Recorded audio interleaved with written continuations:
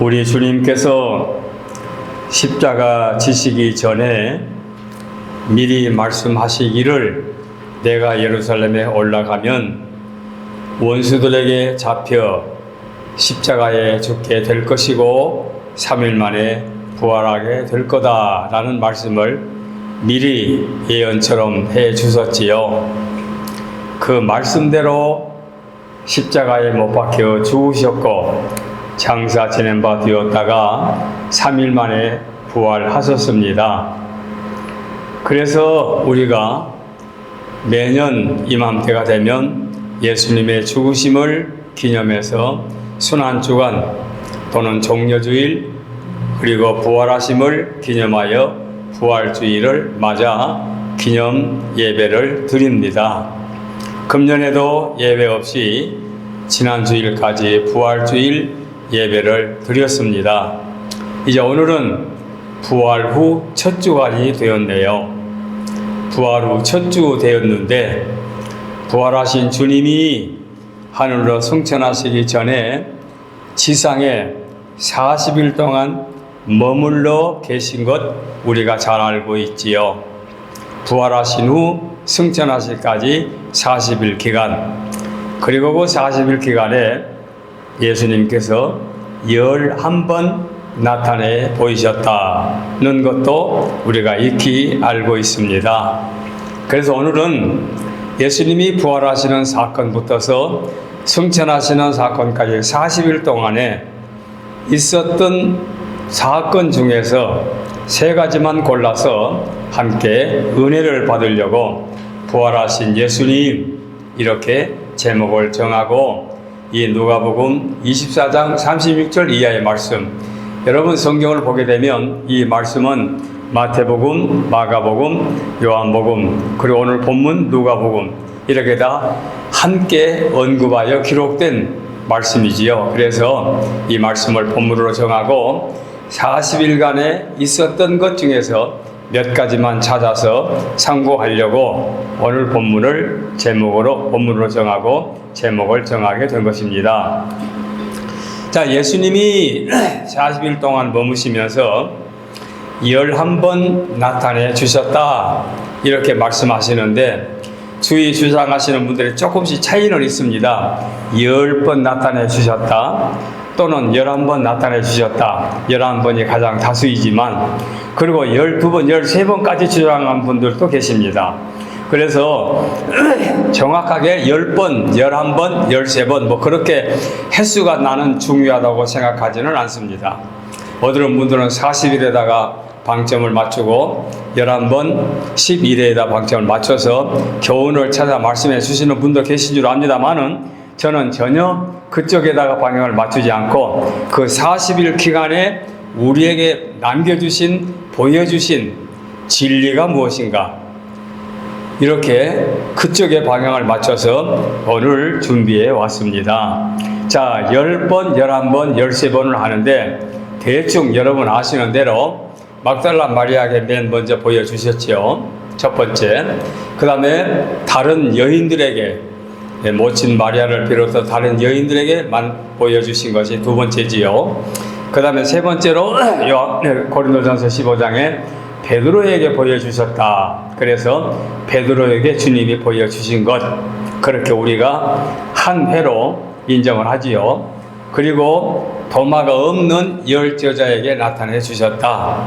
그리고 도마가 있는 11 제자에게 나타내 주셨다. 이렇게 말합니다. 그리고 디베라 바닷가에 베드로를 비롯한 7 제자가 고기를 잡으러 갔는데 그 새벽 미명에 바닷가에 가셔서 생선을 구워놓고 와서 조반을 먹으러 가시면서 제자들에게 나타내 주신 사건이 디베라 바닷가의 사건이고 그 다음에 엠마오로 가는 2 제자에게 나타내 주셨지요. 그것이 7번째. 그리고 갈릴리에서 11 제자에게 보여주신 사건이 8번째. 그리고 고린도전서 15장에 500여 형제에게 보여주신 것이 9번째. 그리고 10번째가 동생 야고보. 동생 야고보라는 마리아가 낳은 요셉과 마리아 사이에 태어난 예수님의 육신으로 보면은 동생빨 되는 야곱에게 보여주셨고, 그 다음에 11번째로 예루살렘 근교 감람산에서 승천하실 때에 나타내 보이셨다. 이렇게 11번을 말씀하는데 10번으로 말한 분들은 승천하실 때의 사건을 말하지 않으면서 10번으로 말하는 분도 계신 것을 제가 보았습니다.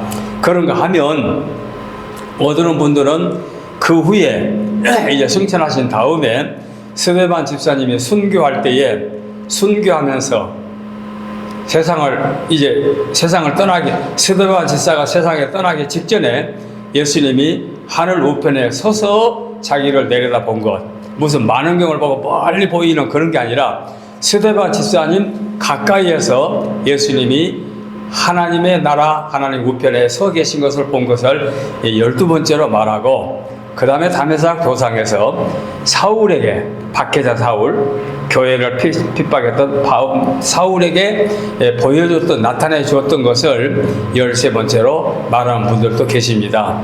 그러나 그것도 40일에 저는 중요한 것을 방점을 맞추지 않은 것처럼 10번, 11번을 그렇게 방점을 맞춰서 저는 말하고 싶지는 않습니다. 전혀 그런 시각을 맞추지 않고, 주님은 이 40일 동안에 과연 우리 기독교계에 정말로 필요한 남겨주신 것이 무엇이냐, 이것을 저는 찾아보고 있습니다.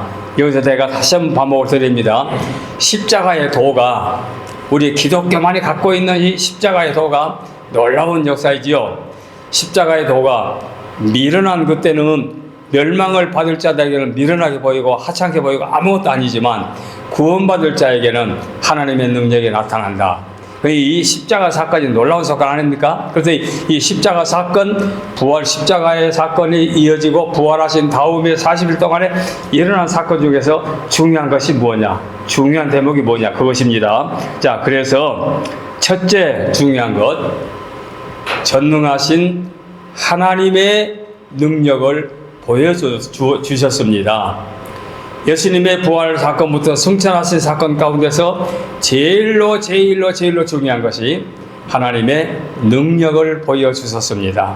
그게 무슨 말인가? 처음 들어보는 말이네요. 아니옵시다. 알고 있는데 표현을 안 했을 뿐이지요. 자, 제가 설명합니다. 우리 주님께서 하나님의 성스러운 계획을 이루시고자 이 땅에 육신으로 오셨지요. 그래서 이 땅에 오셔서 하시는 일이 무엇이었습니까? 십자가에 못 박혀 죽으신 거지요. 그게 십자가 사건이죠. 그게 구원받은 자들과 멸망받을 자들에게는 하늘과 땅만큼 갈라지게 되지요. 그리고 무덤에 4일 계시고 3일 만에 부활하게 됐습니다. 자, 여기서 하나님의 능력이 나타났다, 고 제가 표현했는데 그게 뭐냐? 자, 마태복음 28장에 보면은 안식 후 첫날 새벽에 막달라 마리아와 다른 마리아가 무덤에 찾아갑니다. 무덤에 찾아가니까 무슨 일이 일어났느냐? 예수님의 무덤에서 일어난 사건 중에 큰 지진이 일어났습니다. 큰 지진이 일어났고 무덤 문을 큰 돌로 막아 놓았는데 그 무덤 문이 열렸습니다. 막혀있는 돌문이 열렸습니다. 그리고 주의 천사가 하늘로부터 내려와 그 위에 앉아 있는데 그 형상이 번개 같고 그 옷이 눈같이 희다고 했습니다. 그리고 무덤을 지키던 사람들이 무서워서 죽은 사람처럼, 마치 죽은 사람처럼 누워 있었습니다. 자, 여기서 보세요. 지진이 일어났다. 사람의 힘으로 일어난 사건 아니죠? 그 다음에 큰 돌이 무덤에서 열렸다. 어느 사람이 한 것 아니죠? 그 다음에 주의 천사가 하늘로부터 내려와서 빈 무덤에 와 있습니다. 그 형상이 번개 같고 그 옷이 눈같이 희다고 하였습니다. 이 사건들이 누구의 일입니까? 누가 할 수 있는 일입니까? 사람의 힘으로, 사람의 능력으로 한 일이 아니었습니다. 이건 전능하신 하나님의 능력으로 일어난 사건입니다. 창조주 하나님, 능력의 하나님, 스스로 계신 하나님, 전능자의 하나님께서 이 일을 동시에 이루셨습니다. 이게 기독교의 특징입니다. 우리는 그 하나님을 믿습니다. 그 하나님이 우리의 아버지 하나님이십니다. 우리가 믿는 하나님은 전능자 하나님이요, 스스로 계신 하나님이요, 창조주 하나님이요, 나를 창조하신 하나님이요, 나를 죄에서 구원하신 하나님이요, 그 하나님이 이 능력을 보여주셨습니다.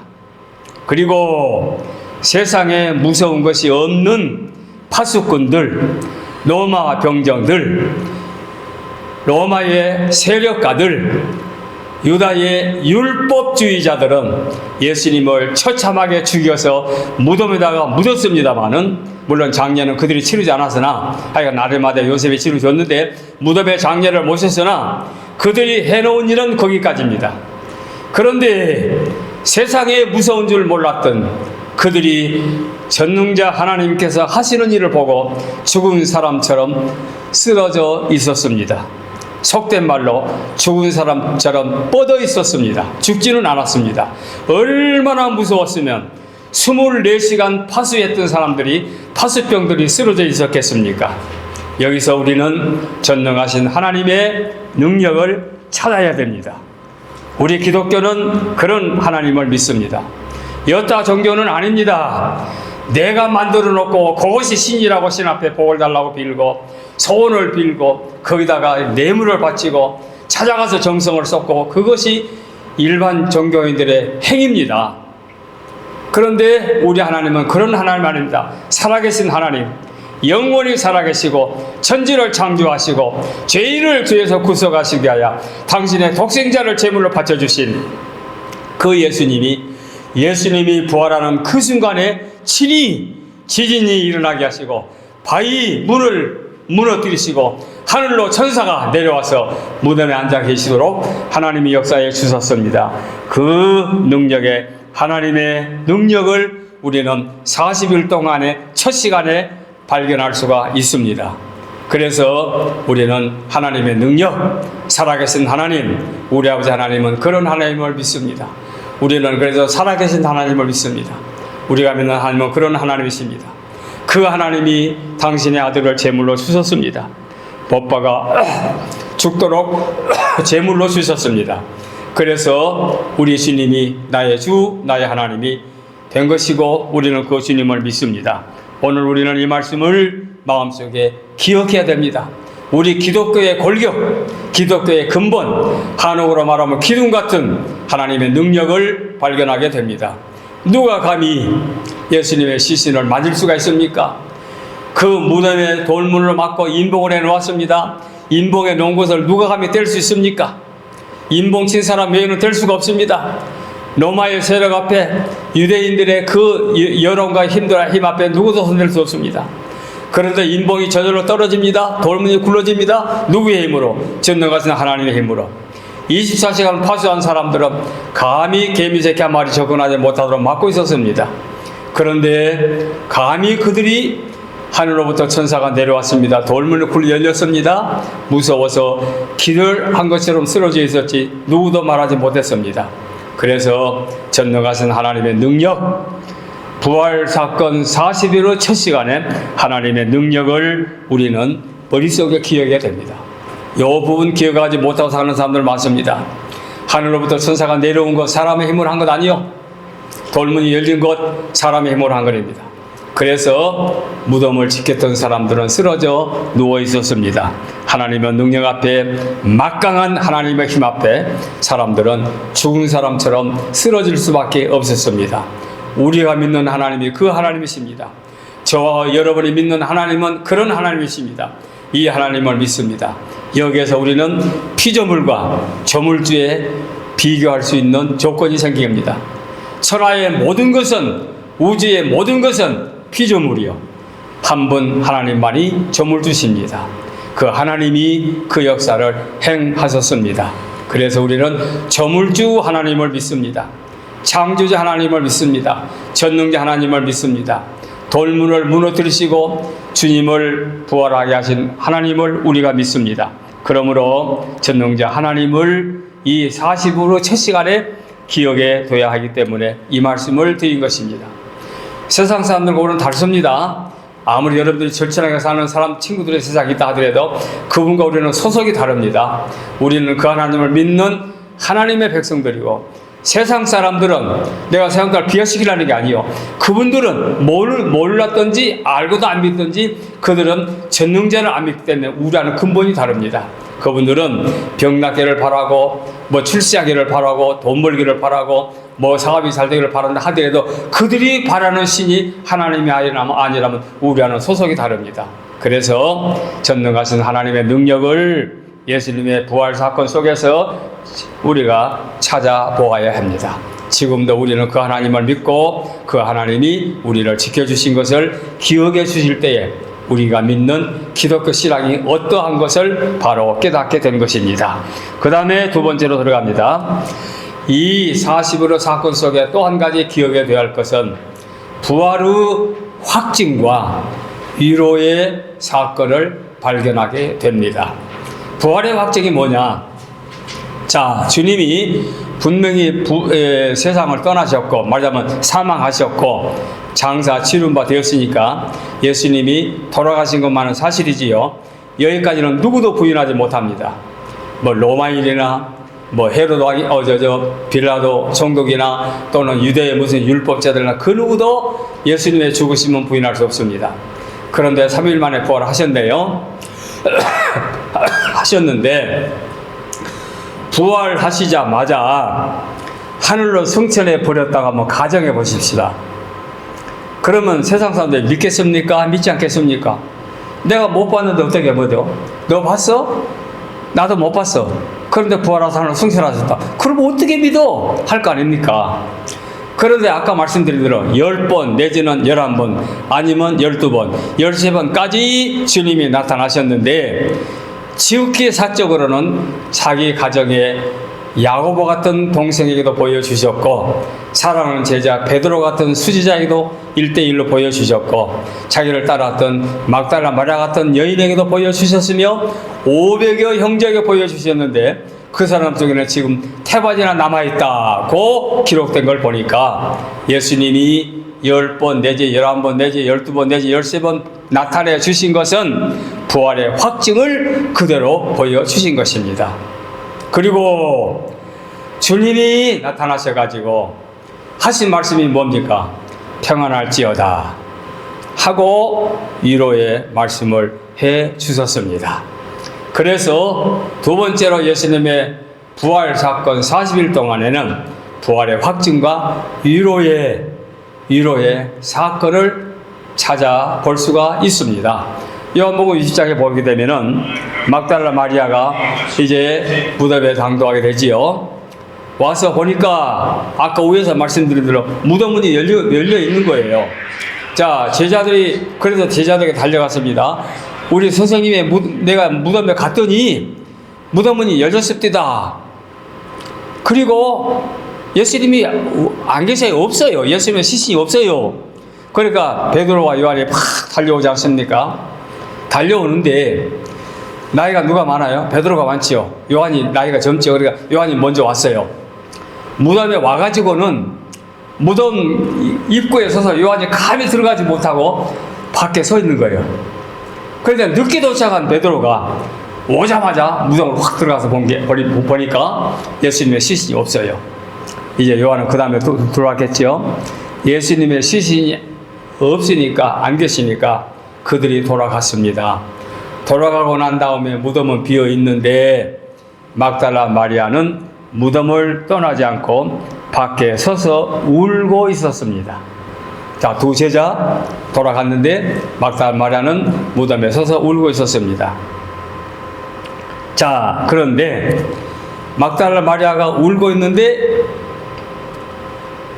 주의 천사가 나타나니까 마리아가 당신의 동산제기입니까? 우리 선생님 어디다 두었습니까? 나에게 알려주시면 내가 가져가겠습니다. 시체를 생각하는 거지요. 그리고는 뒤를 돌아보니까 우리 주님이 서 계셨습니다.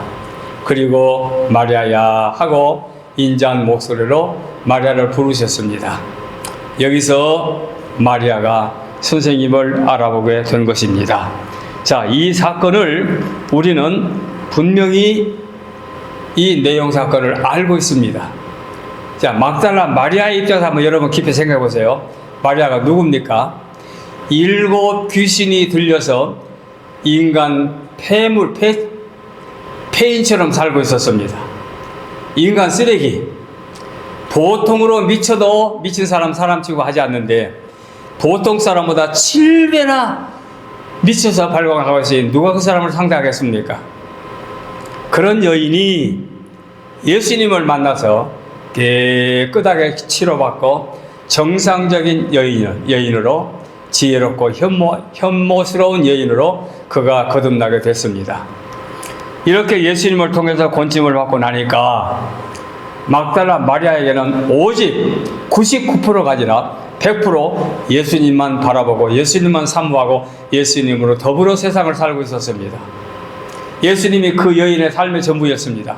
이거 이성적인 삶이라기보다도 그 쓰레기 같은 자기를 보통 인간으로 치료해 주신 예수님이 자기 인생의 전부라 그 말이에요. 죽어가는 사람이 극적으로 의사를 만나서 치료를 받게 되면 그 의사를 평생 은인으로 여기고 살지 않겠습니까? 자, 이렇게 예수님 한 분을 올인하고 삽니다. 그런데 비교를 해보겠습니다.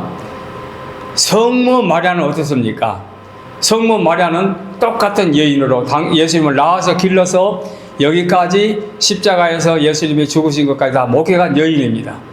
어머니입니다. 근데 어머니 마리아는, 성모 마리아는 막달라 마리아하고는 조금 뭔가 다를 것 같아요. 제가 생각할 때 뭘 다르냐? 그가 처녀로 아직 정혼해가지고 결혼하기 전에, 시집가기 전에, 요셉에게 결혼하기 전에 어린아이를 가져가지고 10달을 굶고 아이를 낳아서 길러서 이 예수님이 성인이 되고 공생에 나아가기까지, 공생에 3년 동안, 그리고 십자가 사건, 그리고 무덤에 묻힌 것까지 다 목격했는데, 이 성모 마리아의 입장에서는 하나님의 아들, 인자, 구세주, 비록 하나님께서 내 몸에 소생으로 태어났지만 내 아들이 아니라 하나님의 아들, 그리고 인자, 그분은 만인의 구세주, 이런 개념과 사상을 갖고 있지 않았겠습니까? 그래, 막달라 마리아하고는 생각이 다를 거라고 말입니다. 예수님을 향한 인식과 생각이. 그러니까 막달라 마리아는 예수님 한 분으로 절박합니다. 성모 마리아는 막달라 마리아하고는 달라요. 예수님은 비록 내 몸의 소생이지만 만인의 구세주. 다르지 않겠어요? 자, 이러기 때문에 막달라 마리아의 입장에서는 예수님이 전부요. 예수님만이 자기는 그 삶의 전부였습니다. 그래서 이 막달라 마리아에게는 빈 무덤이지만 울고 있었고, 동산직인 줄 알고 선생님을 어디다 두었는지 내가 알려주면 내가 가져가겠다. 여인의 몸으로 죽은 남자의 시체 어떻게 가지고 가겠습니까? 많은, 그래도 그렇게 했습니다. 그 정도로 올인했습니다. 그런 올인한 여인에게 마리아야 하고 인자한 모습으로 나타났을 때에 마리아는 주님을 죽은 시체, 시신, 돌아가신 선생님을 생각했지만 살아나신 예수님이 확증으로 보여주셨고, 그 예수님이 마리아야 하는 말씀으로 위로의 말씀이 다 된 것입니다. 그래서 예수님의 부활 사건은 부활의 확증과 위로의 말씀으로 우리에게 남겨주신 것입니다. 11번 다 틀쳐서 그 의미를 찾아낼 수 있어요. 도마에게도 마찬가지고, 디베라 바닷가의 베드로에게도 마찬가지고, 다 마찬가지예요. 또는 엠마오로 제자들에게도 나타나고, 말씀을 풀어줄 때 마음이 뜨거워지지 않았느냐. 다 교훈을 찾을 수 있는데 그 모든 말씀 속에서 부활의 확증과 위로의 말씀을 우리는 찾아볼 수가 있습니다. 평안할지어다 하고 말씀하신 주님, 우리가 주님으로 하여금 이런 부활의 확증과 위로를 받게 된 것입니다. 그래서 우리 주님의 부활 사건은 부활의 확증과 위로로 우리에게 와 닿은 것을 볼 수가 있습니다. 자, 그 다음에 세 번째로 들어갑니다. 내 증인이 되라는 것을 이 사건 속에서 하나 찾아야 되겠습니다. 요한복음 20장 17절 18절을 보면은 너는 내 형들에게 가서 이르되 내가 아버지 곧 너희 아버지 내 하나님 곧 너희 하나님께로 올라간다 하라 하시니 막달라 마리아가 가서 제자들에게 내가 주를 보았다 하고 또 주께서 자기에게 이렇게 말씀하셨다 이러니라 고했습니다. 자, 이 말씀은 제가 많은 말씀 중에서 하나만 골라 지금 읽어드렸는데 주님이 막달라 마리아에게 가서 내 증인이 되라, 가서 알려라 그 말입니다. 알려라, 내 사실을 가서 알려라. 내 아버지 곧 너희 아버지 내 하나님 곧 너희 하나님께 올라간다 하시니 막달라 마리아가 가서 제자들에게 그대로 예수님을 보았고 예수님이 이런 말씀을 하셨다고 전해준 겁니다. 마태복음 28장 16절 이하에도 11 제자가 갈릴리에 가서 예수께서 지시하신 산에 이르러 예수를 배웠고 경배하나 아직도 의심하는 사람들이 있더라고 했지요. 그런데 예수님께서 말씀하여 이르시되 하늘과 땅의 모든 권세를 내게 주셨으니 그러므로 너희는 가서 모든 민족으로 제자를 삼아 아버지와 아들과 성령의 이름으로 세례를 베풀고 내가 너희에게 분부한 모든 것을 가르쳐 지키게 하라. 볼지어다 내가 세상 끝날까지 너희와 함께 있을지어다. 무슨 말씀입니까?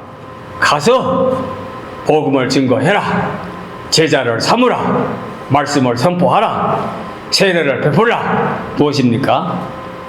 주님이 우리에게 마지막 당부의 말씀입니다. 사도행전 1장 8절에도 오직 성령 너에게 임하시면 너희가 권능을 받고 예루살렘 온 유대와 사마리아와 땅끝까지 이르러 내 증인이 되라. 내 증인이 되라. 나를 증거하는 자도 되라. 그래서 우리에게 마지막 40일 동안의 교훈 중에서 얻은 것은 우리로 하여금 증인이 되라고 하셨다. 요즘에 우리가 새벽 기도를 사도행전을 본문으로 지금 말씀을 묵상하고 있습니다. 이제 2장까지 마쳤는데 1장에 2시간, 2장에 3시간 이렇게 마쳤는데 1장에 보면은 예수님이 승천하십니다. 그리고 예수님의 제자가 12사람이었는데 한 사람 가룟 유다가 나고가 되니까 11사람이 됐지요. 그러니까 11사람에게 한 사람을 보결하기 위해서 마띠아를 이제 보충하는데 12사람 보충하는데 그 보결하는 것이 사도행 1장 후반절에 나옵니다. 그 1장 전체를 놓고 보면은 예수님이 승천하시고 이제 제자를 준비하는데 준비 중에서 한 사람 제자가 사도로 바뀌면서 사도 한 사람이 필요하니까 마띠아를 보충할 때 그 보충한 이유가 뭐냐? 복음을 증거케 하려고, 예수님의 증인이 되게 하려고, 땅끝까지 복음을 증거케 하려고 이제 사도로 부름을 받는데, 그런데 그 준비 작업이 1장에서 나와요. 그래서 마띠아가 돼요. 그리고 이제 출발합니다. 2장에 들어가서 이제 준비가 지금 이어집니다. 이제는 숫자적으로 하나 채웠으니까 2장에 들어가서 이제 모여서 기도합니다. 약속대로 성령이 임합니다. 성령이 임하니까 성령을 받고 능력을 받습니다. 그러니까 아까 1장 8절 오직 성령이 너에게 임하시면 너희가 권능을 받고 여기에 이루어질 거죠. 그리고 나서 성령 받고 난 다음에 첫 번째로 수제자 베드로가, 수사도 베드로가 한 일이 예수님을 증거합니다. 우리로 말하면 설교지요.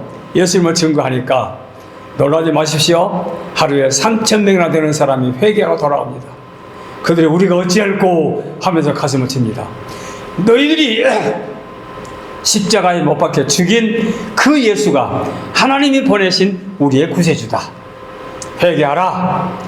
예수 이름으로 세례 받으라. 하고 예수님을 증거하니까 하루에 3,000명이나 되는 숫자가 주께로 돌아옵니다. 그래서 초대교회는 하루에 3,000명이나 주께로 돌아오는 역사가 일어나게 된 것입니다. 바로 이것이 사도행전의 시작인데 바로 이것이 초대교회의 출발이고, 이 부활 사건 그리고 40일 동안에 우리에게 남겨주신 말씀 중에 내 증인이 되라 하는 말씀에 딱 들어맞는 하나의 말씀의 내용인 것을 볼 수가 있습니다.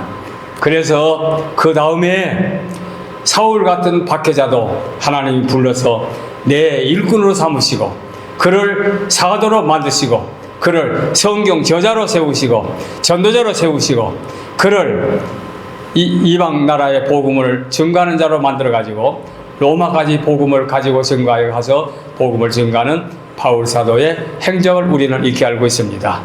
우리는 이와 같은 말씀뿐만 아니라 마지막 남겨진 말씀 속에서 어디로 가든지 그런 것을 발견할 수 있습니다.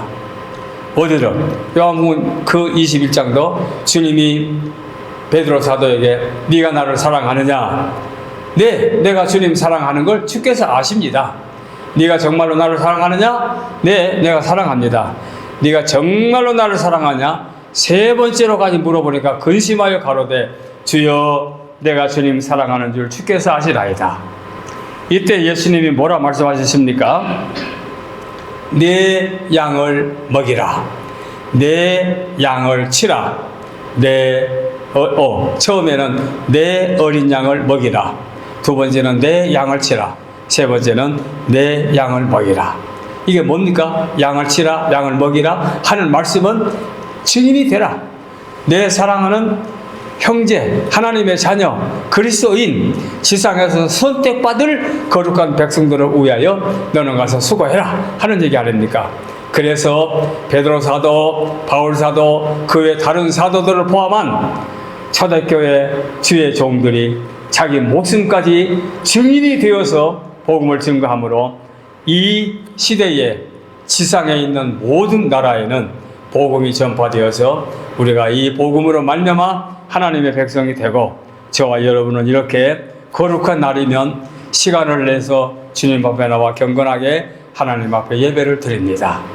오늘 이 말씀 속에 참으로 소중한 말씀을 제가 말씀해 드렸습니다. 우리 기독교의 골격, 전능자 하나님, 인간의 죄, 예수님의 구속, 십자가 사건, 그 다음에 우리로 하여금 어떻게 세상을 살아야 할 것인지까지를 우리는 이 40일 기간에 다른 건 많이 있지만 세 가지만 찾아서 말씀을 드려도 이것이 큰 교훈이 되고, 우리가 이것 간직하고 살게 되면 우리의 사명을 감당할 줄로 알아서 여기까지 말씀을 드립니다. 성숙한 그리스도의 삶은 이 같은 말씀에 순종하는 것임을 기억하시고, 우리 앞으로 세상 끝날까지 사명 다해 주시는 사랑하는 식구들 되시기를 바랍니다. 기도하겠습니다.